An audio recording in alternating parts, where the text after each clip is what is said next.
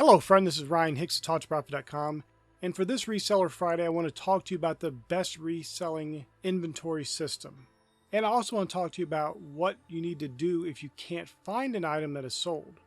Because many people's response to that is just to cancel the order, and that is one of the worst defects you can get on most platforms, and it's something you need to avoid at all costs. And I'll tell you a trick on how to not cancel the order, still fulfill the item for the customer, and get the best results.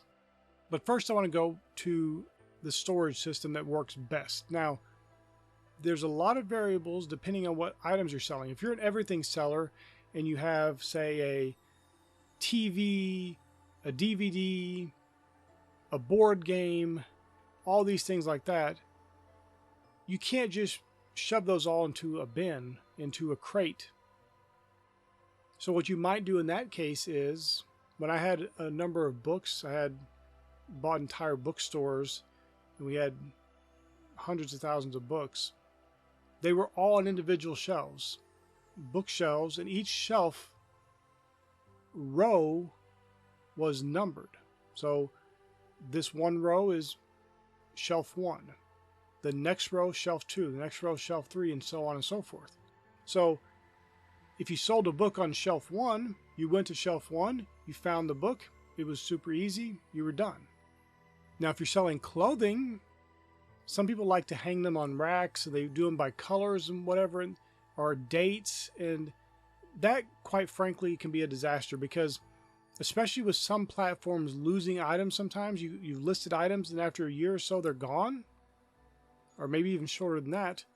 You can't trust that. You can't trust the date that's showing, because the item might just disappear and then you don't even know where it is anywhere in your inventory system. So that could be a true disaster.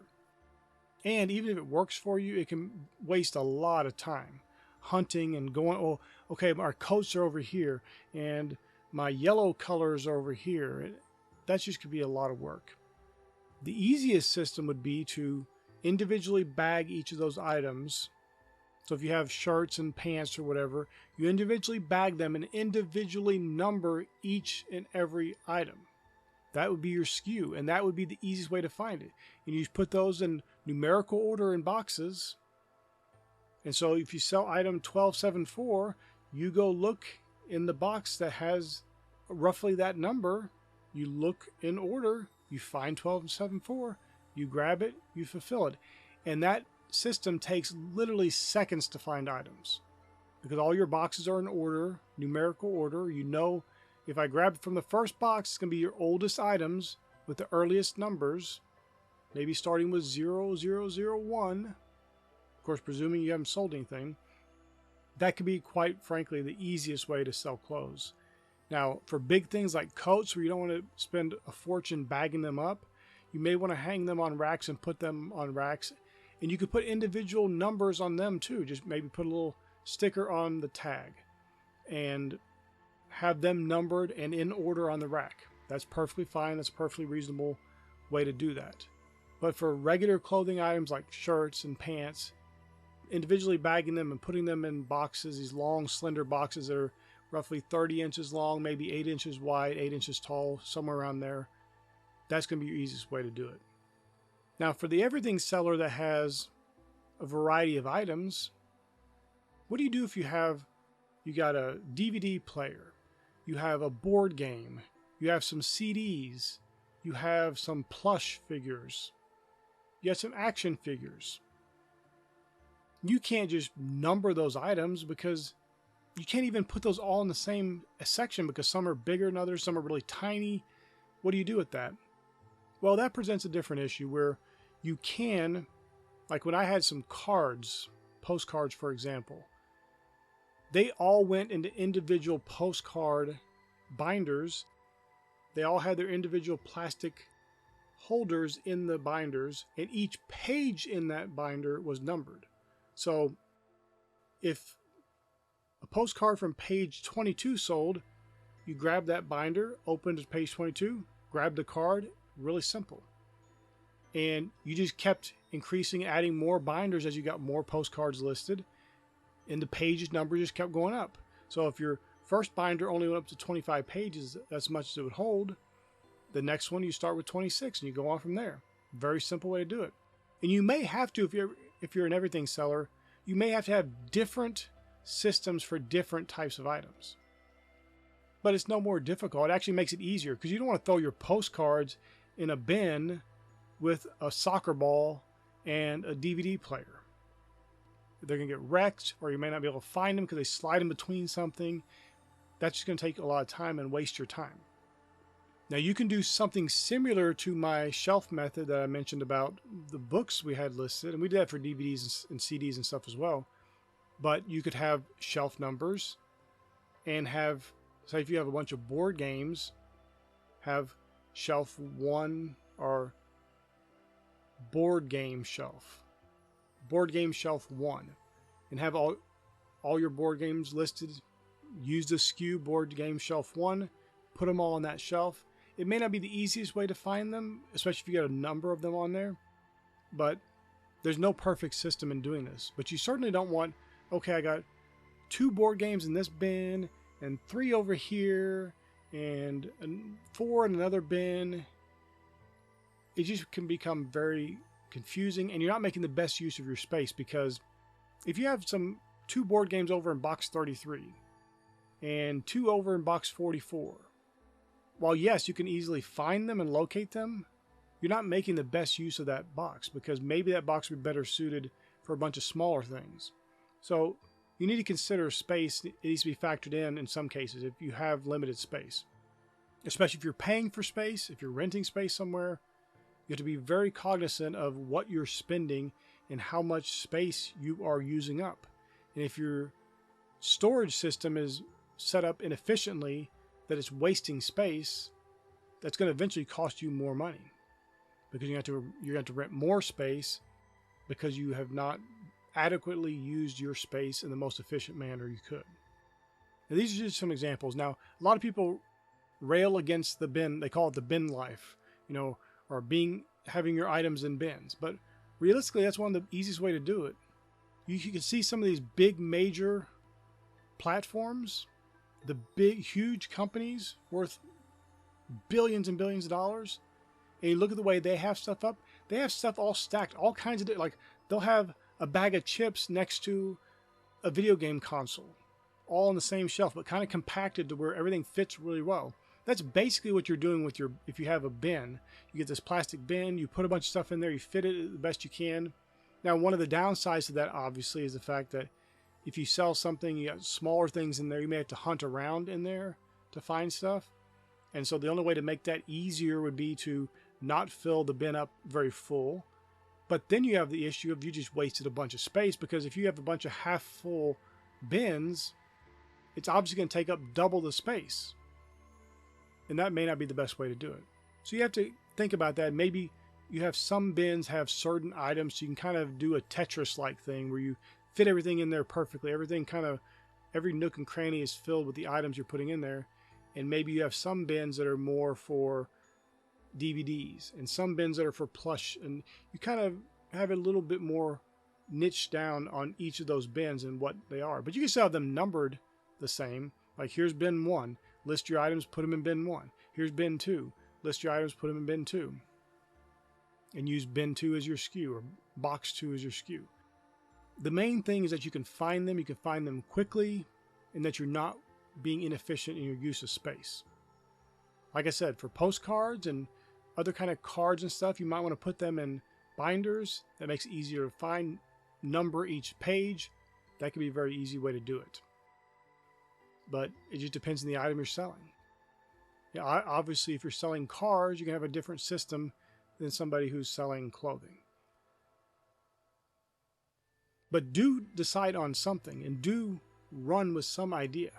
Because what many people do when they first get started, and it becomes simple at first, they only have a few items, 20, 30 items, 40 items, maybe even 100 items. And they just have some over here in this shelf in their house, a couple things over here, these things in a pile over here. They can find them. It still takes a little while, but they can find them because they only have a few items.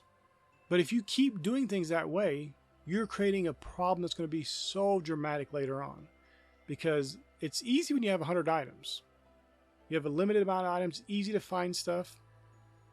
You'll eventually find it just looking through all 100 items, even if you have to look through 99 of them before you find the one you just sold.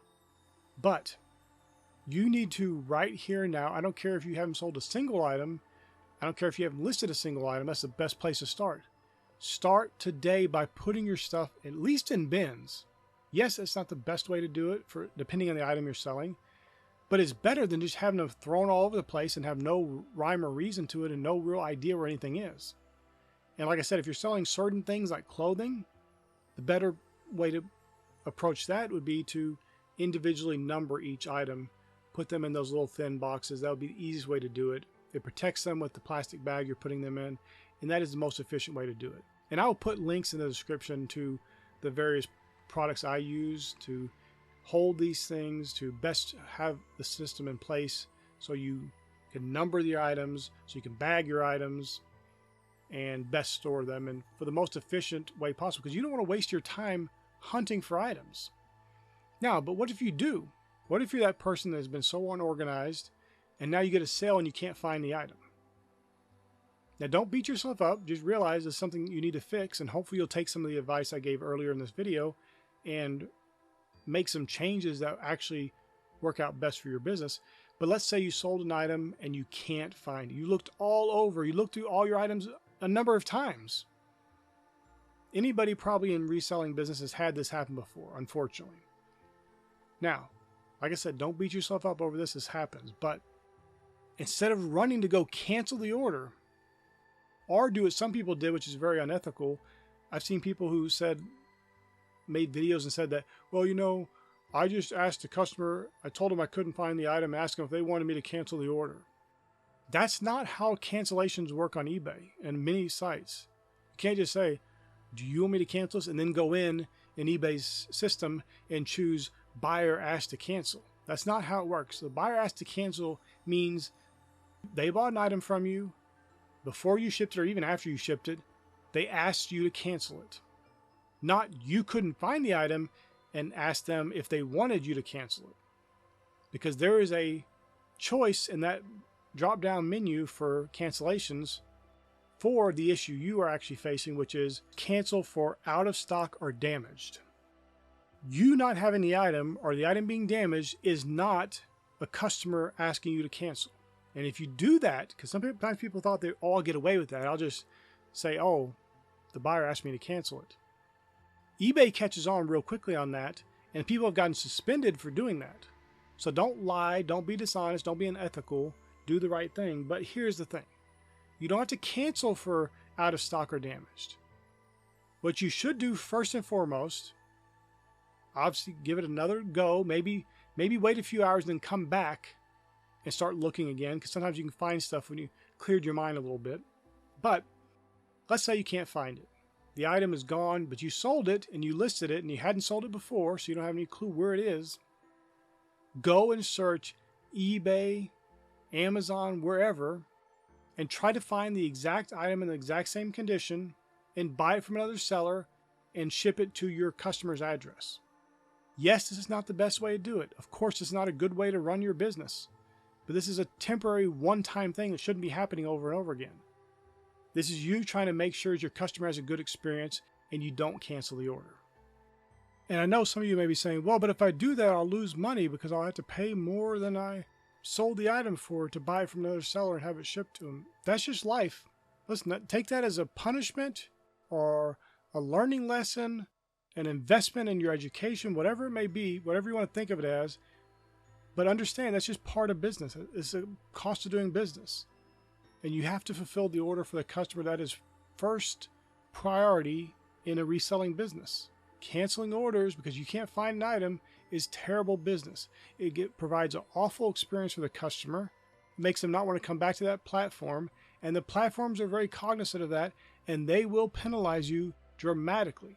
Yes, maybe they didn't suspend you. You cancel some orders. They didn't suspend you. That's not the worst thing that can happen to you. Sometimes they don't suspend people. They just shadow ban them. So your stuff doesn't show up in the search results anymore, which means you don't get very many sales. So just go buy the item from another seller and have it shipped to your buyer. Yes, this is not the greatest way to do it, of course, but the greatest way to resell is to actually have your items in stock, find them, and ship them to your customers. When there's a problem like this is just a solution you can have to fix the problem for the customer without canceling the order, without providing an awful customer experience for the customer who's expecting the item they paid for to arrive. Now, I'm not talking about if a buyer asks you to cancel it. That's perfectly fine. That's why I'm talking about your storage and inventory systems in this video, because I want you to get the best system in place so you can always find your items when they sell quickly and get your item to your customer as quickly as possible. So my friend, I pray this is a blessing for you. May God bless you richly.